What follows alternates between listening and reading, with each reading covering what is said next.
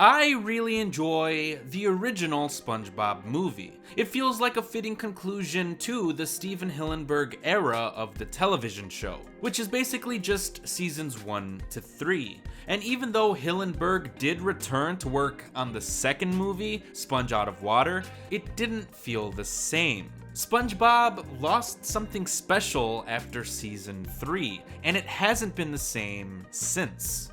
Now, the latest SpongeBob movie, Sponge on the Run, continues to lack that special quality. If the original SpongeBob movie was meant to mark the end of an era in SpongeBob's history, then Sponge on the Run marks the beginning of a new one. And I say that because this movie basically just feels like a setup for the upcoming series Camp Coral. Yes, the animation in this movie is different from that of the series, and more in line with Camp Coral's new CG animation, but more than just that, the characters in this movie actually spend a whole hell of a lot of time flashing back to moments in their childhood.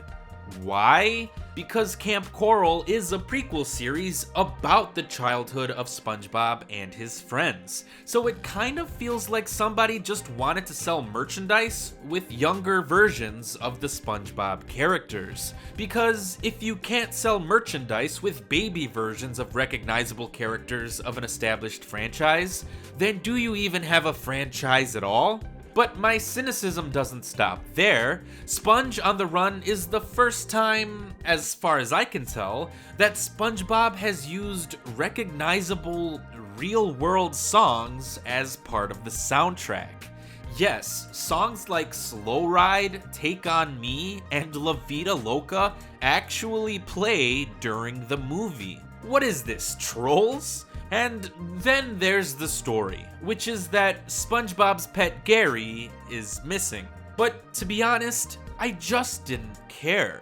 Gary has gone missing before, so the movie already feels like it has a recycled plot from its own show. So, I don't know. I don't recognize SpongeBob anymore. The IP is being made for a completely different audience and an entirely new generation at this point. The originality and humor and edginess that I enjoyed from the early seasons are gone. So I'm sure kids will enjoy this movie since kids still do love SpongeBob, but I don't think there's much here for adults to care for.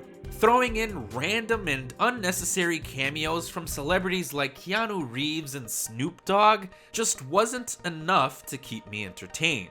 So, look, I hate to sound like a Squidward because nobody wants to be a Squidward, but I really didn't care for this movie. And for all of these reasons, I would, unfortunately, give the SpongeBob movie Sponge on the Run 1.5 out of 5 stars. Thanks for watching.